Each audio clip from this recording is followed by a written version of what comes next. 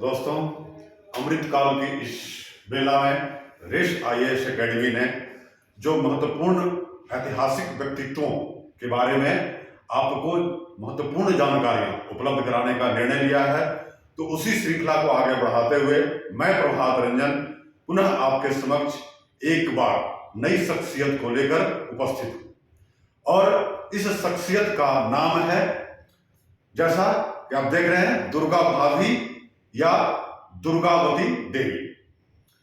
तो स्वतंत्रता आंदोलन में केवल पुरुषों ने ही बढ़ चढ़ करके भाग नहीं लिया। स्वतंत्रता आंदोलन के इस मुहिम में पुरुषों के साथ साथ महिलाओं ने भी कंधे से कंधा मिलाकर उनका सहयोग और साथ दिया।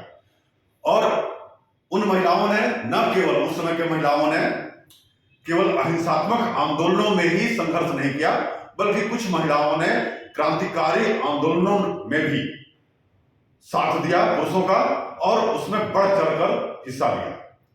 तो आज ऐसे ही उस समय की मशहूर क्रांतिकारी महिला दुर्गा भाभी है। इसके पहले 1857 की क्रांति में आपने देखा होगा, जो महत्वपूर्ण नाम उभर कर आता है वह है झांसी की रानी लक्ष्मीबाई। उसके अलावा कुछ अन्य और उस समय की महिलाएं थी, झलकारी बाई आदि। लेकिन यहां 20वीं शताब्दी के आरंभिक दशक में जो महत्वपूर्ण महिलाओं के नाम आते हैं, उनमें एक नाम यह भी है।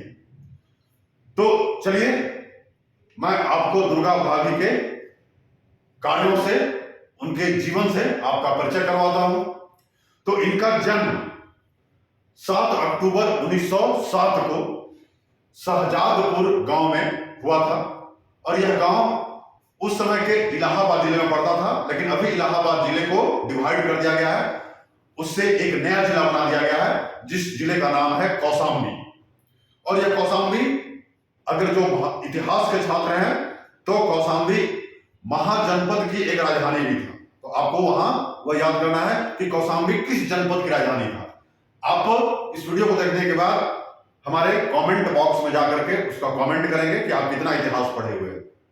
तो इनका जन्म हुआ, इनके पिता जो है इलाहाबाद के कलेक्ट्रेट में नाजिर के पद पर कार्यरत थे, और बचपन में ही इनकी माता का देहांत हो चुका था। इनके दादाजी भी ऊंचे पोस्ट पर थे, यानी पूरा भरा परिवार था, सुख सुविधा संपन्न से लैस था। इनका 11 वर्ष की ही आयु में उस समय लाहौर के निवासी भगवती चरण बोहरा के साथ इनका विवाह कर दिया गया, जो इनसे लगभग 4 वर्ष बड़े थे।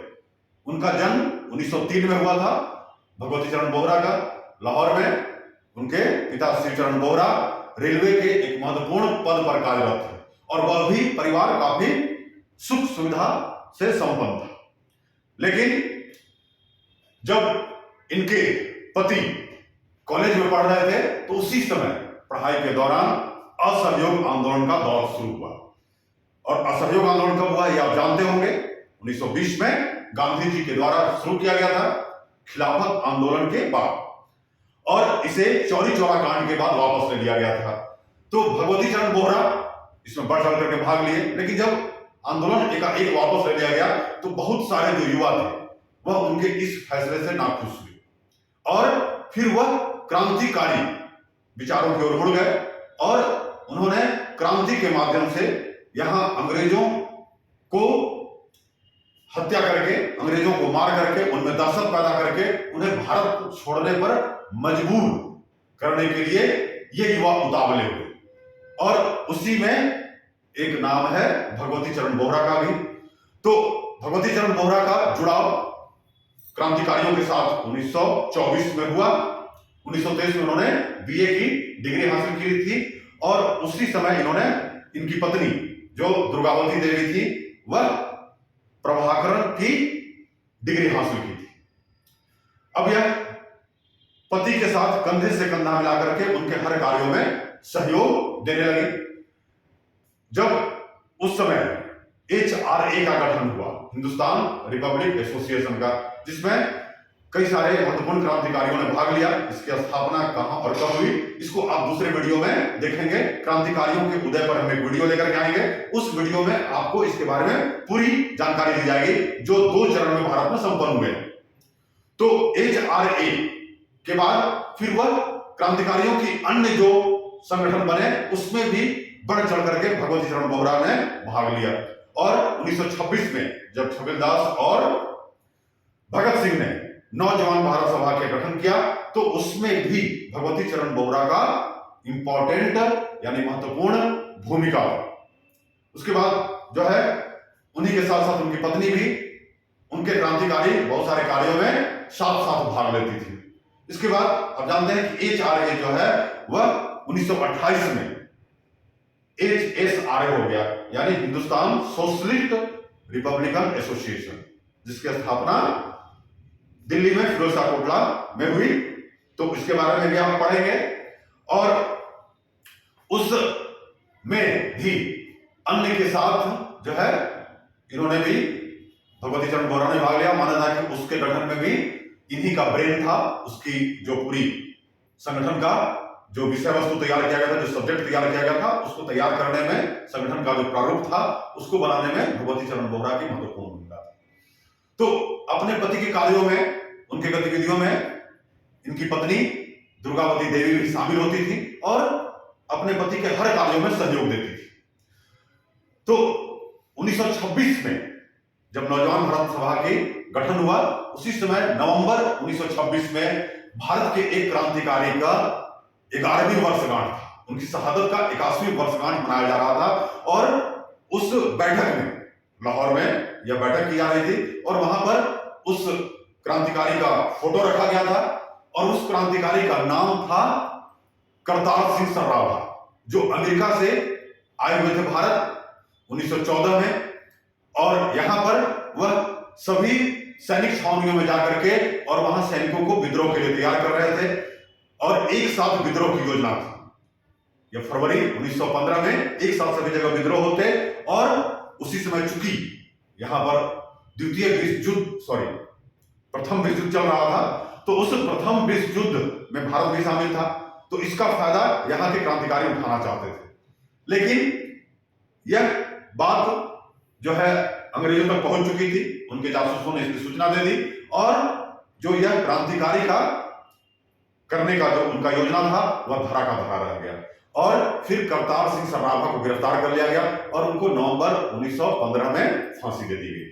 तो उसी को भगत सिंह ने गुरु मानते हुए वहां पर उनके 11वीं शहादत मनाने का फैसला किया था। और उसमें सारे लोग जुटे हुए थे, जिसमें दुर्गा भाभी थी। और उस सभा में भगत सिंह ने काफी जोशीले भाषण दिए और यह भाषण इतना लक्ष्यदार और इतना जोश उत्पन्न करने वाला था कि दुर्गा भाभी भी इससे उत्तेजित हुई और उनके भाषण से प्रभावित होकर के भाषण समाप्त होने के बाद वह उठ करके और भगत सिंह को गले लगा करके उन्हें तिलक लगाया। तो इस प्रकार से इनका जीवन भी अपने पति के साथ क्रांतिकारी गतिविधियों में रमने लगा और उसमें वह बढ़ चढ़ करके भाग लेने लगी।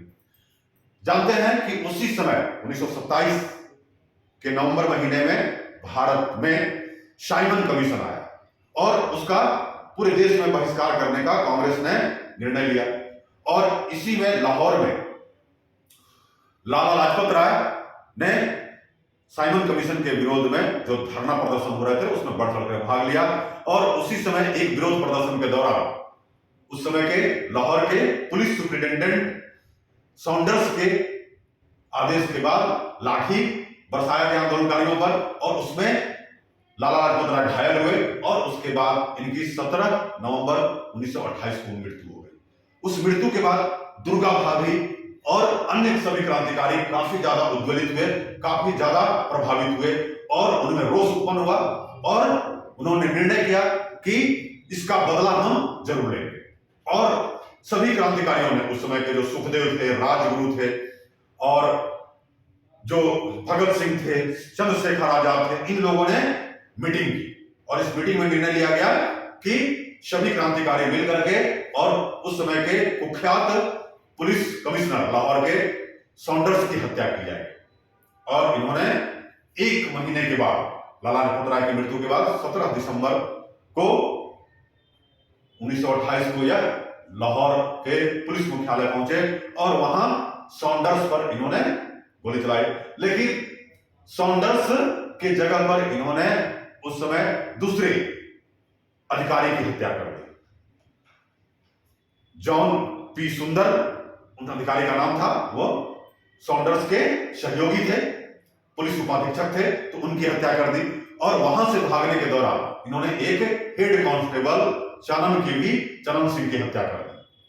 इसके बाद यह भागते हुए जो है दुर्गा भाभी के घर पर पहुंचे और उस समय 1928 में कांग्रेस का अधिवेशन कलकत्ता में हो रहा था, जिसमें भाग लेने के लिए भगवती चरण बोहरा भी कलकत्ता गए हुए थे। जब यह दुर्गा भाभी के घर पर पहुंचे, क्योंकि उस समय तक क्रांतिकारियों के बीच में दुर्गावती देवी दुर्गा भाभी के नाम से प्रसिद्ध हो गई थी। लोग उन्हें, जो क्रांतिकारी थे, वह दुर्गा भाभी के नाम से बुलाते थे। तो वो उनके घर पर पहुंचे। उस समय भगत सिंह, जिनका फोटो आप पिक्चरों में, जो शहीद भगत सिंह पर 2 पिक्चरें बनाई गई हैं, 2 से ज्यादा पिक्चर बनाई गई हैं, उनमें आपने देखा होगा कि हैट लगाए हुए, मूंछों पर ताव देते हुए, तो वह जो है सिख से आते थे और उनका बाल वगैरह काफी बढ़ा हुआ था, केस वगैरह। लेकिन उन्होंने पुलिस से बचने के लिए, क्योंकि पुलिस अधिकारी की हत्या का आरोप था और पूरी सरगर्मी से इनकी तलाश की जा रही थी, तो इन्होंने तुरंत जो है जाकर के अपने बाल वगैरह कटवा लिए और मूंछ जो है छोटे करवा लिए, दाढ़ियां बनवा ली और एक गोला हैट उन्होंने खरीदा और हैट लगा लिया। जब ये उनके दुर्गा भाभी के घर पर पहुंचे तो दुर्गा भाभी एक क्षण को तो इनको पहचान नहीं पाई कि कौन है। उसके बाद वह जो है इनसे नाराज हुई, क्योंकि इन्होंने सॉन्डर्स की हत्या नहीं की थी, बल्कि उसके एक सहयोगी की हत्या कर दी थी। और उसके पहले एक मीटिंग में दुर्गा भाभी खुद लाला लाजपत राय के इस मृत्यु का बदला वो स्वयं अपने हाथों से लेना चाहती थी, लेकिन क्रांतिकारियों ने उन्हें रोक दिया था कि एक महिला के साथ अगर और पुरुष लोग भी रहेंगे तो भागने में परेशानी होगी और उसमें काफी ज्यादा असुविधा हो सकती है। तो इस बात को उन्होंने मान लिया था। लेकिन जब यह सॉन्डर्स की हत्या नहीं कर पाए तो उससे काफी नाराज हुए और उस दौरान जो है लाहौर में काफी सरगर्मी से इन क्रांतिकारियों की तलाश जारी थी। अब ऐसे में वहां से भगाने की जिम्मेदारी इनको, क्रांतिकारियों को, दुर्गा भाभी पर आ पड़ी और दुर्गा भाभी ने निडर होकर के दूसरे दिन जो है कलकत्ता मेल में टिकट लिया फर्स्ट क्लास का और उसमें अपने 3 वर्षीय पुत्र के साथ जो है भगत सिंह के साथ उनकी पत्नी की भूमिका में होते हुए वह उस ट्रेन के डब्बे में बैठ गई और उनके साथ राजगुरु अर्दली के रूप में, यानी नौकर के रूप में, तीसरे दर्जे के डब्बे में बैठे और तीसरे दर्जे के डब्बे में ही एक तीर्थ यात्रियों का दल जो है वह इधर की ओर आ रहा था, उत्तर भारत की ओर। तो उसी में चंद्रशेखर आजाद भी शामिल हो गए और उन तीर्थ यात्रियों के साथ चौपाई, रामायण की चौपाई क्या जो है उच्चारण करते हुए, उस दोहा का पाठ करते हुए वह आए और वह कानपुर में उतर गए।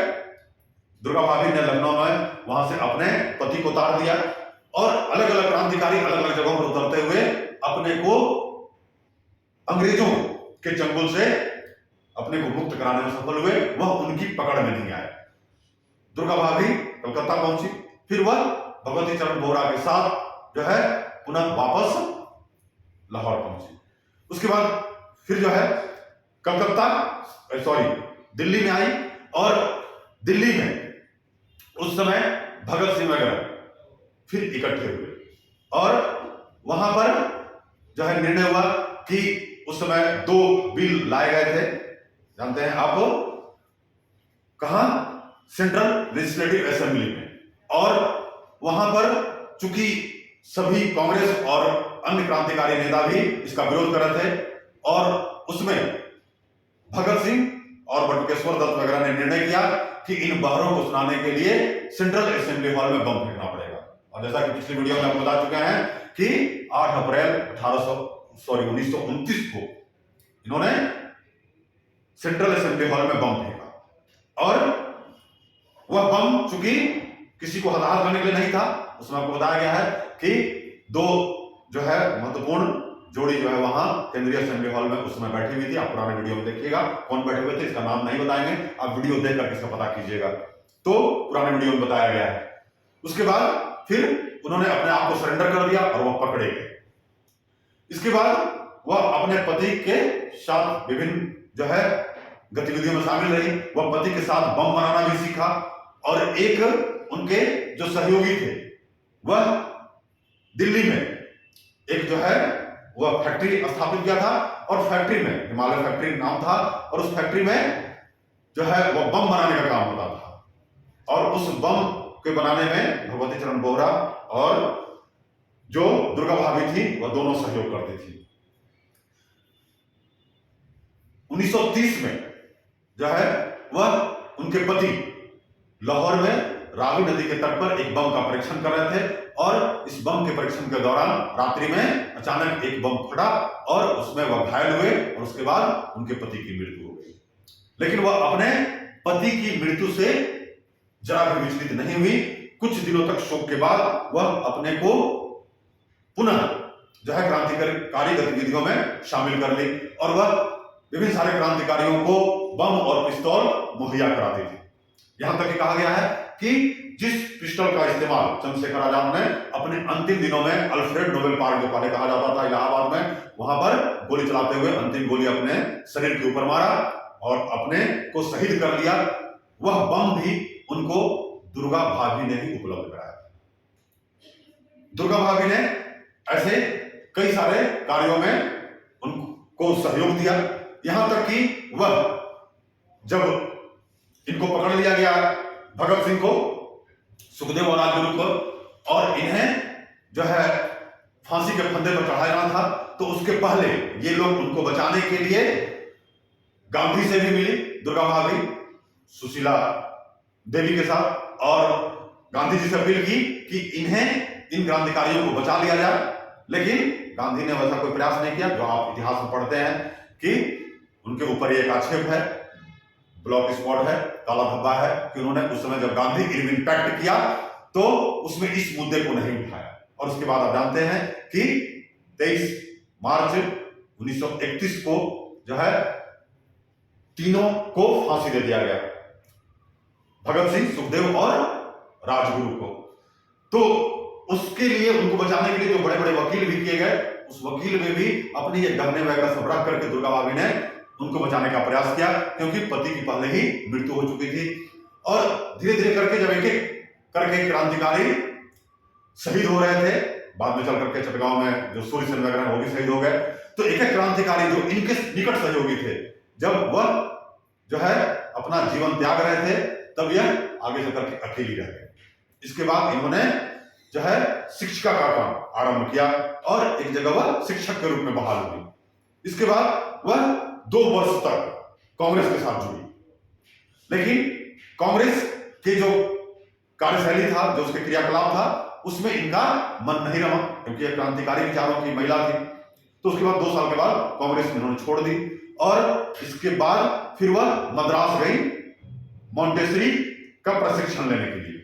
उस समय स्कूली शिक्षा के लिए मॉन्टेसरी प्रशिक्षण लिया जाता था, कैसे बच्चों को पढ़ाना है, कैसे आगे उनको बढ़ाना है, कैसे उनकी अभिरुचि विकसित करनी है। तो उसके लिए ये प्रशिक्षण लेने मद्रास गई और जब वहां से लौटी तो फिर इन्होंने आगे चलकर के लखनऊ में इन्होंने सिटी मॉन्टेसरी स्कूल स्थापित किया और आगे चलकर के आज भी वह वहां लखनऊ में वह स्कूल जो है कॉलेज में परिवर्तित हो गया है और वह सिटी मॉन्टेसरी कॉलेज कहलाता है, जो आज भी है। इसके बाद फिर वह थोड़े दिनों तक जो है शिक्षिका के रूप में काम करती रही और फिर धीरे धीरे वह गुमनामी के दौर में चली गई। फिर यह इनका बेटा भी बड़ा हो रहा था, उसकी देखभाल समस्या वगैरह की, उसको पढ़ाने लिखाने का काम किया। इसके बाद फिर वह गाजियाबाद में चली गई। वहां भी बस आसपास के बच्चों को, जो गरीब बच्चे थे, उनको पढ़ाने का काम करती थी और इस तरह से अपने आप को उसमें संलग्न रखने का काम किया। 1956 में जब नेहरू जो प्रधानमंत्री थे, उन्हें पता चला दुर्गा भाभी के बारे में, तो वह उनसे मिलने का भी प्रयास किए, लेकिन दुर्गा भाभी अब इन सब चीजों से अलग रहना चाहती थी। उन्होंने ये मना कर दिया और शायद इसका कारण यह भी माना जाता है कि दुर्गा भाभी जब देश का आजाद हुआ तो जो यहाँ पर कांग्रेस की कार्यशैली थी, जो क्रियाकलाप थे और जो उन्होंने सपना देखा था आजादी के बाद कि देश कैसा होगा, शायद देश उस रास्ते में नहीं चल रहा था। यहाँ भ्रष्टाचार वगैरह बढ़ रहे थे, तो शायद उससे उनको पीड़ा हो रही थी, इसलिए उन्होंने ये सारे जो उस समय के राजनीतिक कार्य थे उनमें उन गतिविधियों में हिस्सा नहीं लिया और फिर वह गुमनामी का जीवन बिताते रही। और इसी गुमनामी के बाद आगे चलकर 15 अक्टूबर 1999 को गाजियाबाद के एक फ्लैट में इनकी मृत्यु। तो दोस्तों, यह था दुर्गा भाभी का जीवन परिचय, जो उस समय एक महिला के रूप में क्रांतिकारी गतिविधियों में भाग लिया। यहां तक कि इन्होंने उस समय लाहौर के एक जो एक्स गवर्नर थे, पंजाब के एक्स गवर्नर, चूंकि उसकी राजधानी उस समय लाहौर थी, तो पंजाब के एक्स गवर्नर हैली पर भी इन्होंने गोली चलाया और गोली चलाने के बाद जो है वह बच गया, लेकिन उसके सहयोगी टेलर की मृत्यु हो गई। इसके बाद यह भाग करके मुंबई पहुंची थी और मुंबई में भी वहां के कमिश्नर पर इन्होंने गोली चलाई थी। इसके बाद अंग्रेजों ने इनका खोजबीन काम शुरू कर दिया, धरपकड़ का प्रयास शुरू किया और इसके बाद यह मुंबई से ही एक घर से अपने साथी यशपाल के साथ पकड़ी गई। इसके बाद इनको 3 साल की जेल की सजा हुई। तो 3 साल के बाद जब जेल से निकली तब वह दूसरे गतिविधियों में शामिल हुई। तो इस प्रकार से यह विभिन्न रूपों में उस समय के क्रांतिकारियों की सहायता करने का प्रयास किया और क्रांतिकारी गतिविधियों में काफी निडर होकर के भाग ली। तो आशा है कि आपको इनके जीवन परिचय से सीख लेते हुए आप अपने लक्ष्यों को बिना रुके बिना थके हासिल करेंगे। तो आज के लिए इतना ही, फिर हम एक नई शख्सियत के साथ आपके समक्ष उपस्थित होंगे। तो धन्यवाद, जय हिंद।